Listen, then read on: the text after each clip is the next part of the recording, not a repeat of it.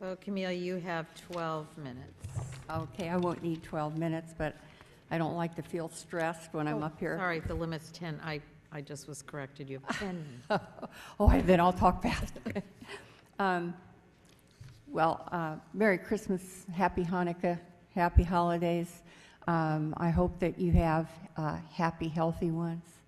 And tonight, I want to extend my thanks to Andrew Stuffler for taking the time to speak with Bill Goodwin, our attorney for Morrison and Forster this afternoon. Bill and Andrew spoke today, and I understand, Andrew, that you discussed sections of the Public Resource Code 24205, and that you agreed that it was plausible reading of one of the sections to say it accepted existing construction from the application of the latest energy efficiency standards. Mr. Goodwin appreciated your suggestion that the CEC clarify its position on how these sections of the code would be interpreted, and I assume you will follow up with the commission together. And I'm going to read this to you. This 25402, Section H. This section shall apply only to new residential and non-residential buildings on which actual site preparation and construction have not commenced prior to the effective date of rules and regulations adopted pursuant to those sections that are applicable to those buildings. So there is an honest disagreement, I think, at this point. We're at an impasse on whether the energy codes do apply or not. And I want to commend Andrew for his willingness to work with Bill and talk together to these state agencies. But now, this being said, where a statute is open to interpretation, why not interpret it in such a way that the least number of people are harmed? Our goal here is safety. We want to get as many of these granny flats safe as we possibly can. We want to keep as many people housed and in shelter as we can. We want to prevent homelessness, and we can. So let's work together on this. Now, I'd like to bring this up.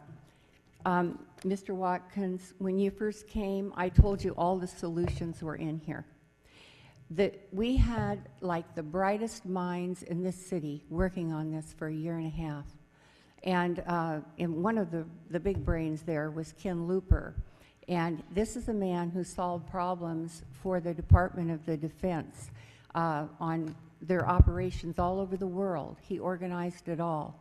And he really was a guiding light in writing this and coming up with these solutions. One of the solutions that would have prevented a lot of what we're seeing here, especially in our Latino community, and there is a disparate impact on them. That's 78% Hispanic on the west side versus 29.9 in the rest of the city. There are a lot more second units over there. You can see it from the aerial views. So this ordinance does have a disparate impact on the Latino community. The ordinance needs to be translated into Spanish, the ordinance itself, and it needs to be distributed through the churches. It should be distributed like through cause.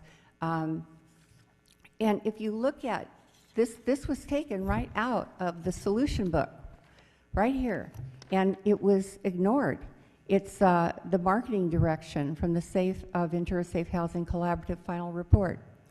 And it's got on here a standalone email marketing plan, public relations strategy, but here we go. Partnering with relevant and philanthropic nonprofit organizations. There are quite a few of them. But cause is a very active one. Partnering with the churches. It costs nothing to put a flyer in the church program. That's their community council. They have told you, Barbara Marquez O'Neill said right here, the Westside Community Council does not represent us. They're great people. but they're Anglos. And the Latino community really connects through their churches. So that's the place, you have to go to where the people are. There could have been posters in the Four-Way Market. There could have been posters at Sam's. I mean, there are ways to reach the Latino community. And one of the things I really love about that community is those families stick together. You're not seeing Latino panhandlers. You're not seeing Latino homeless. I mean, these are good people. And a lot of us came from immigrant families, and we understand those strong family values that they have. So what I'm asking you to do tonight is not just extend it, but I think that we need to interpret these codes in the way that hurts the least amount of people and creates the most safety for our community. And as I've said so many times to you, my prayer for you each day is that you do no harm, because I know you're good people, and it would hurt you personally to think that you ever did any harm. So when you vote on something or you interpret a code, please ask yourselves, is this going to help people or is this going to harm people? So let's extend it and modify it. As we have said over the years, and when you ran, we talked about that, making it affordable for people. Your intention was to get as many granny flats safe as you could. And your intention was to help as many people as you could. And the intention really was for the lower income people to be able to keep their homes and stay in their homes. That was the purpose of it. This thing has become a rat's nest. I mean, we maybe should just start over. But this is what we got to work with, but we can modify it. And that's what I'm asking you to do, extend it and modify it so that the broader community can participate. And please use the solution guide. The answers